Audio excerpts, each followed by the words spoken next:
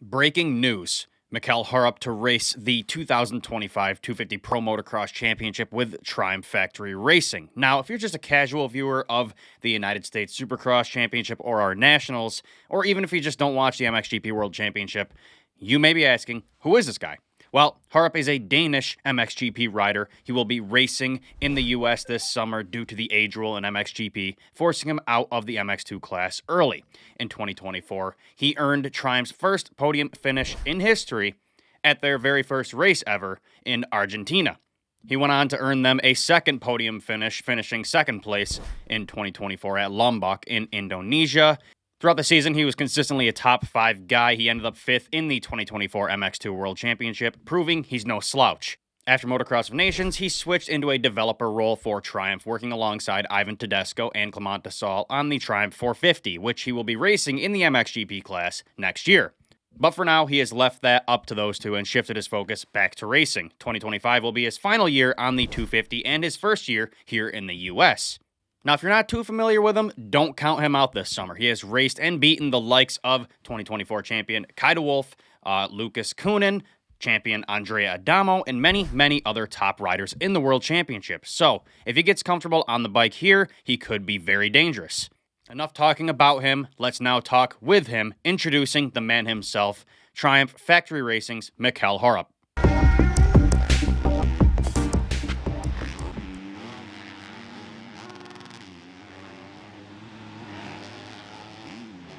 Before we get into today's video, if you want to support our work, head to the mxnetwork.store and snag a copy of our magazine. We cut off all of our sponsors for 2025, and we are now relying solely on the viewers and supporters, direct support from you guys. So if you want to support us, help us get to the Nationals as media, buy a copy of our magazine. Here's some that we have on hand. Issue number 13, Eli Tomac, Beast Mode. Issue number 12, Joe Show.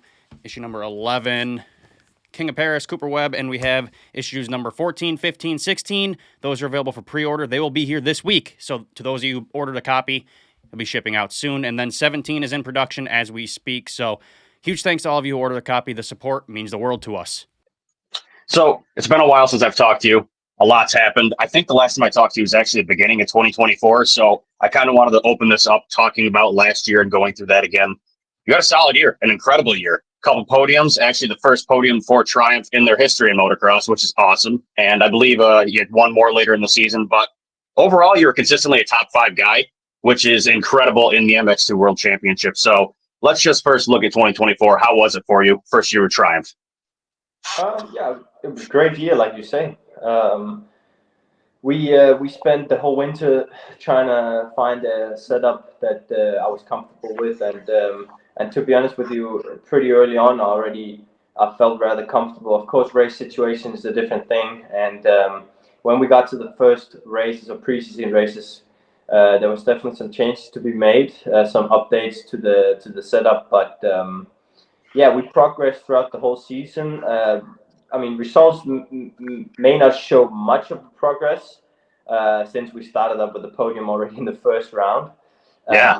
But we gathered a whole lot of information from the bike and the whole team. And yeah, towards the end of the season, I was putting very good time practices. And yeah, overall, just a great year, a very solid year.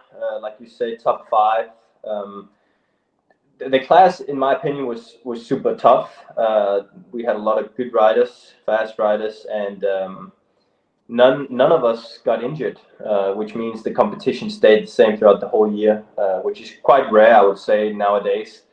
So I was quite pleased with my result. It was my best result personally in the World Championship, but obviously striving for more. But yeah, just aged out after last year, so yeah, had to find some new things to do.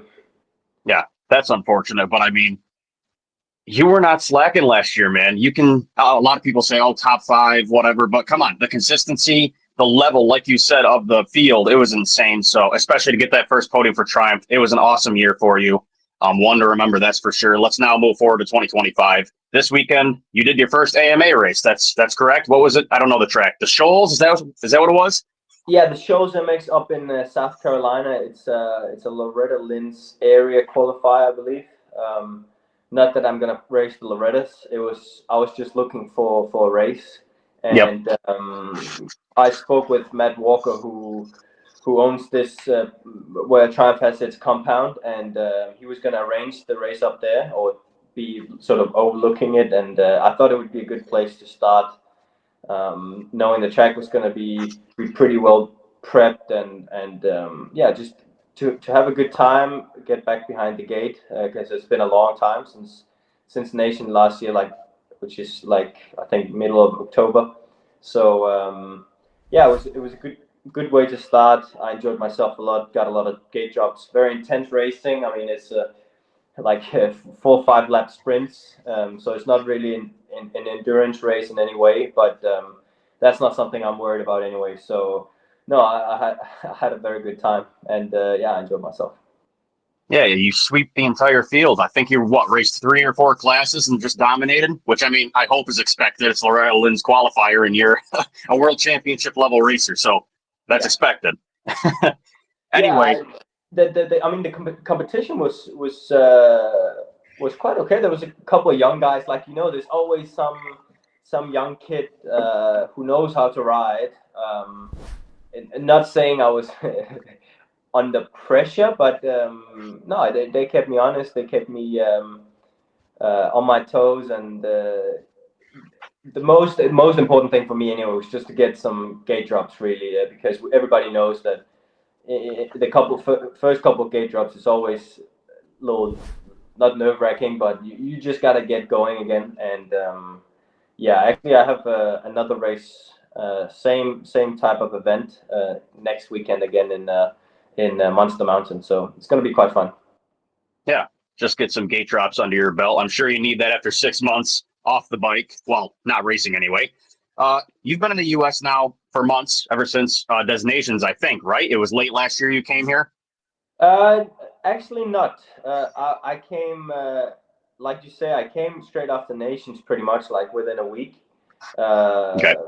Because at the time I hadn't signed a contract yet, and yeah, I just wanted to see my options and go and experience. It's been a long time since I was in America last time, and I thought it would be a good way to test some bikes, and also I spent some time on their factory bike over here, sort of gave my feedback on the setup and the power and all these things that they might have questions with, which I was the perfect role to do that for. And yeah, then eventually, obviously, I signed the contract. But yeah, shortly after the whole deal was made, I went back home because I started sort of my development role, which was in Europe, to start preparing for the 450 development. And then I was in Europe for all of December, some of November, all of December, into January, and then I came back over here shortly after. Yep, and you've been in Georgia, correct? Yes, the compound is in Georgia. Yeah. So how's it been there? How's that been going? It's different. The way of living is a little different, but overall it's been good. I live very close to the workshop, so there's not a lot of commuting, which I enjoy a lot. I can just focus on my training, and overall it's been a great experience so far. The weather is lovely. The tracks are nice, so I'm enjoying that a lot. So how is that culture shock? A Danish guy in Southern America. Yeah, well, I'm used to obviously traveling a lot, and I sort of got a little preview when I was here in October, November. So I knew what I sort of signed up for when I got that whole deal. But no, I think it's been all right. It's different, but overall the people's been good to me, and yeah, I'm just trying to learn and enjoy. Yeah, Southern hospitality. I hope you enjoy it down there. Yeah. You've been working a lot on the 450, like you said. How long have you been back on the 250? I know you were developing the 450. I don't know what the time frame was of how that was going on. So break that down for us. When were you working on the 450? How long? And how much time have you had back on the 250? The development had not started. I would say so much. I've done a couple of tests. Nothing crazy at all. Okay. So luckily it was not too broad of a stop. It was rather natural at the time. I have spent about 2.5 months, I believe, on a 250 now. 2 months, which is good, I would say. I still ride the 450 once in a while, probably like once a week. Or at least I try to. Not so much to test it, just more for riding purposes, Yeah. and then obviously just keeping myself sharp as well. So no, yeah, it's been pretty good. I've adapted well to the 250 again. I enjoy riding the 250. Although I was looking forward to ride the 450. Yeah. I actually enjoy myself on the 250 as well. It's a good bike. Yep. Now, I know the rules are different between MXGP and AMA. You can kind of do a lot more changes to the bikes over there and get away with that. Here, it's kind of got to remain stock almost or available to the public. So, how different is the bike from MXGP to here? It's different in many ways. Obviously, like you said, there's the restrictions, which basically comes down to sort of frame and suspension. And then you've also got less noise restrictions here in America, which allows us to be a little louder, which obviously in some ways create more power. Then you've got less fuel restrictions as well over here, which means we can, get more horsepower out of the engine. Yeah, there's a whole lot of things that obviously is different, and that's also why it's been like starting pretty much from scratch, more or less. The only thing I would say is that the Triumph base is really good, especially on the 250, the stock base. So it's not been too big of a challenge because obviously I know what the Triumph is good at and what is not. That characteristic of the bike has never changed, regardless of small or minor changes we are making with the setup. And yeah, I've gone a little different. I've had a little different approach to the setup I'm running over here compared to back in Europe. Obviously with the rules, but also just the way that the tracks are made. They're slightly faster and different type of soil, I would say. So yeah, it's interesting. It's obviously something that I will have to test in the next couple of months, especially when the racing starts for real. Because yeah, who knows? Maybe I've gone a little bit the wrong direction. I hope I've gone the right direction, but you never really know till you start racing properly. So, you mentioned the tracks a little bit. I think you're going to get a little too spoiled with the tracks here. I think you're going to come to love the United States tracks and kind of be spoiled once you head back to Europe because they're a lot wider. I don't know. I've seen the test tracks in Europe and I'm like, really? Like I've seen the Coonan brothers where they're riding and stuff. I'm like, that's really their test track. I don't know. I think you're going to get kind of spoiled by our tracks here. I think the professionalism of them is a little higher. Can you speak to that in your experience so far, seeing the tracks here compared to Europe? Oh yeah, it's worlds of difference. I think actually that's going to be the biggest change. To be honest with you, the effort that goes into preparing the tracks over here is unreal. It's almost like an art, it seems. Here. It is indeed, yeah. The money that they spend on track prep is unbelievable, and it doesn't really matter where you go. Everybody's taking really good care of their tracks. In Europe, we don't. That's just a reality. The dirt that's there is the dirt that we used. Whatever stones is in the dirt, it's on a hillside, and nothing's been done to the track. If you go off the track, you're pretty much screwed. I mean, yeah, there's so many things that's different in regards to tracks, and I'm sure, regardless of who you speak with from Europe, who's raised in Europe, would say that obviously it's for the better over here in America because safety, in my opinion, is good. There was an instance last week in training where I just exited the track, just watched the turn a little bit, went wide, and came off the track. If that would have been in Europe, there'd been there'd been a hole, or there'd been rocks, or there'd been something, or big big whatever it might be. A ditch on the side or something. That's it. And I just came off, rode next to the track, came all the way down. You have those lanes for the water trucks to go on, and I jumped back up on the track. If that had been in Europe, I'd probably been in the ground. And actually, fun that we were talking about it. It's similar coincidence, like with what you saw with Geiser last weekend. Yep. It's small rider error, nothing major, but then you have these things next to the tracks for whatever reason, I don't know. Yep.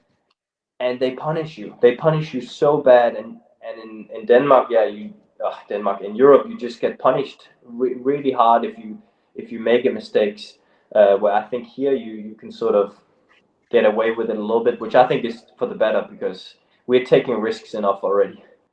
Yeah, absolutely. You don't need to be in any more dangerous situations. I just wanted to comment on the geyser thing. I guess MXGP's argument or defense for that was they build those up to prevent guys from going off the track, pushing lines off the track. I don't know if that's a good argument or not, but I'm pretty sure that was their defense to that situation. Well, I think you put the yellow track markers there for a reason, right? You put those. Right. So if a rider does decide to go off the track, either he slows down and enters safely, or he speeds up and he gets docked some positions. I think that should be the, that should be the reasoning. Not you put your riders, who essentially is the show, at risk because uh, whatever reason they might be. I don't understand it fully. I think what they do over here is better, in my opinion, for everybody. Yeah. So we barely looked at the 450 situation for you. You kind of talked about it, but not too much. How has it been going in general? I know you can't get into too much of the details or anything like that, but how has 450 development been going for Triumph? I was part of the release when the media did all the videos and stuff, and as far as I'm aware, I think you can go and buy them. I'm not sure. Obviously, they're available everywhere, but I'll go and double check on that. Anyway, I've seen a lot of people race them already, and overall, I think the feedback's been good. I think the Triumph base is good. Obviously, it's a new bike. They've used the chassis from the 250.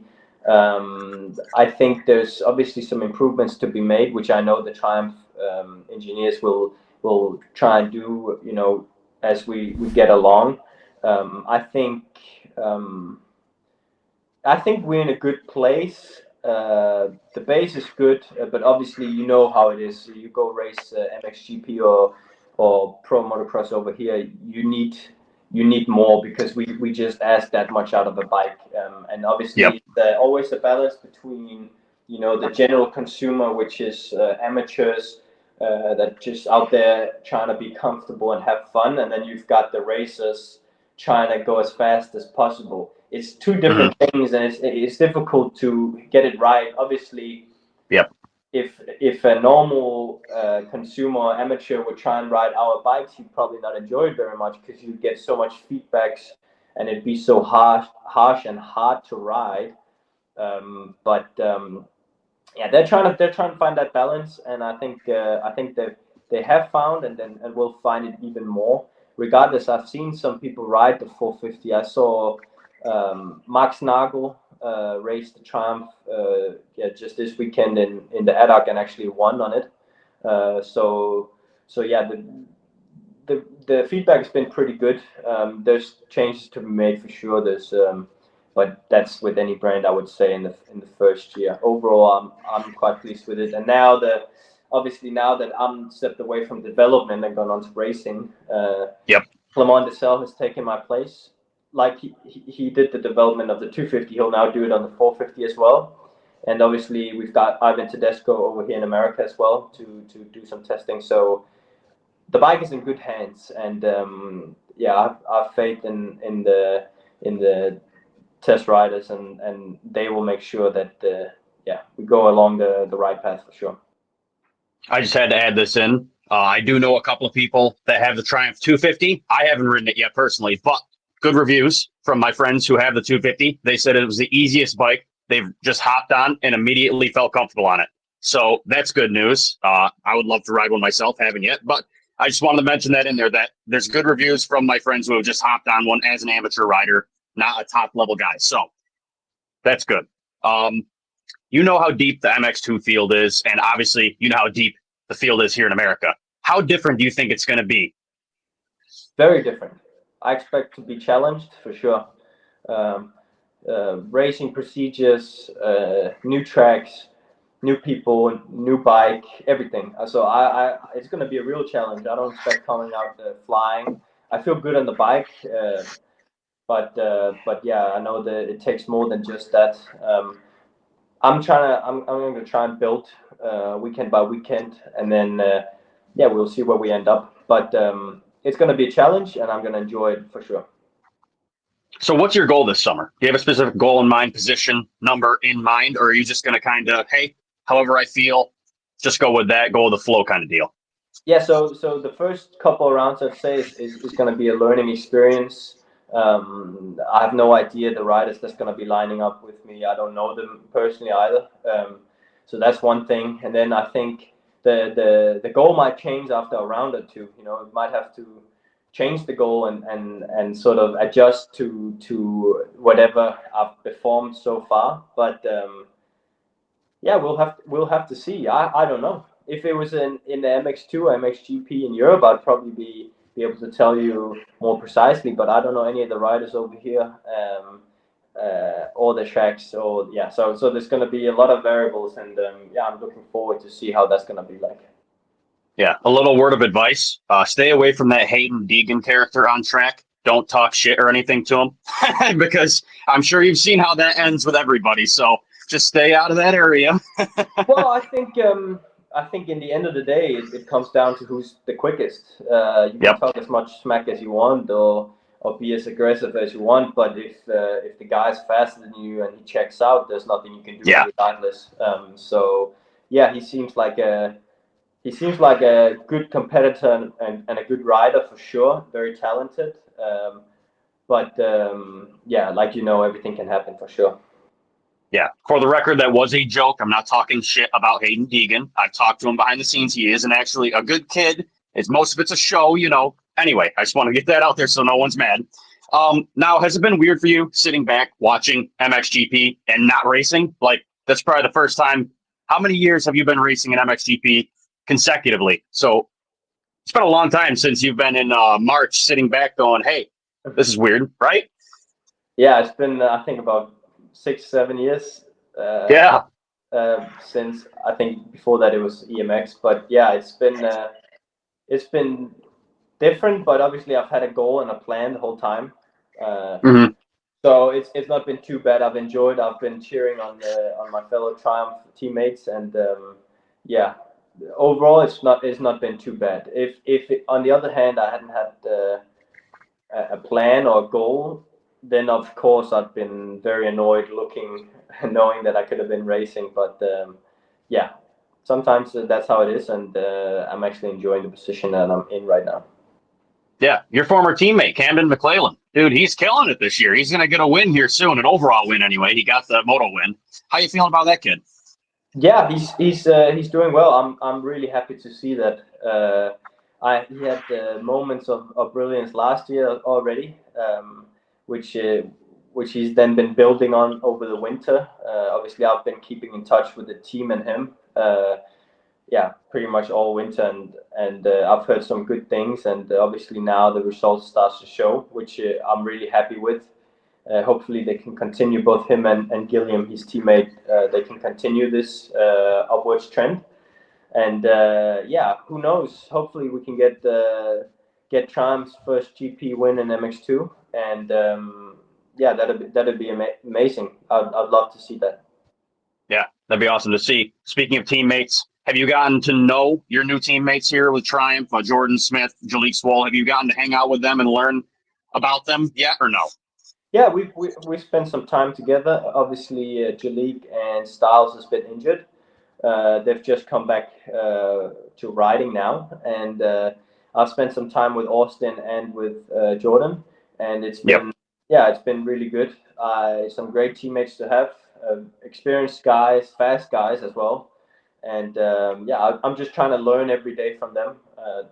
They have a huge amount of experience over here, and yeah, I try at the practice track obviously to use them and to improve myself, and I guess vice versa as well. They try and learn from me, and yeah, I feel like it's been quite good.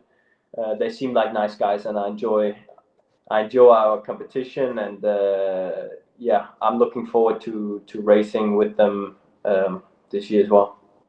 Yeah, that's good to hear. I've got a couple more questions, then you can get back to working out. I interrupted that whole situation. So last year, I didn't get too many details on it, but at the Nationals, a few Nationals, Triumph had problems. Notably, Savachi, he had a really bad year last year. I know one of them had something to do with the ECU, but the team wouldn't tell me much more information. So have they fixed the ECU problem, and what was that, if you can tell us anything about that? If you would know, I'm not sure you would even know, but it seemed like a common problem with the Triumph last year. I'm not fully aware, obviously, because I was racing in Europe at the time, but Right.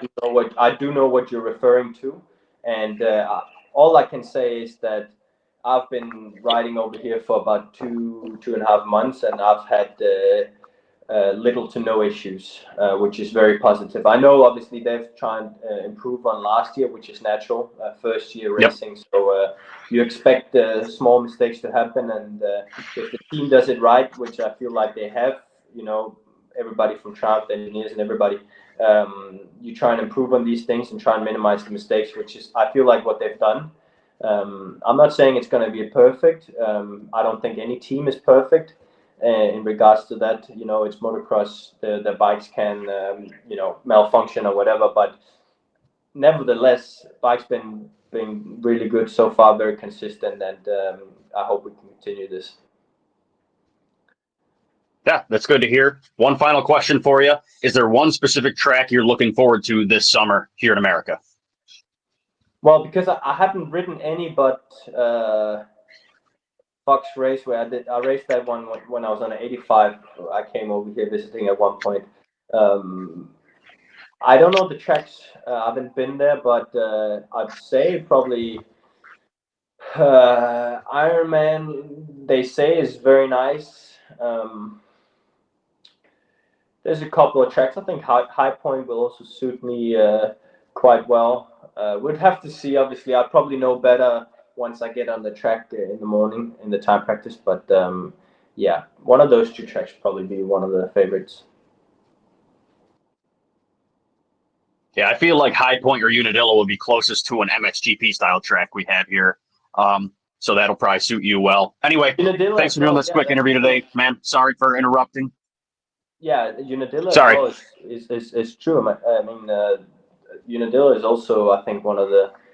But all in all, when I look at the tracks, they look a little more high speed. I think actually, which is going to suit my style. Yep. So I'm looking forward to see what's going to happen for sure. Yeah, we all are. I'm pumped to have you here, man. Thanks for doing this quick interview today. Sorry for interrupting your workout. Like I said, it's great to hear from you, and I'm pumped to see what you got this summer. I love when MXGP guys come over here, and hopefully you do well. Please stay on two wheels all year. Please. I want to see you show up in every round. But yeah, I'll see you at the Nationals, and thanks for doing this again, man. I appreciate it. Thank you.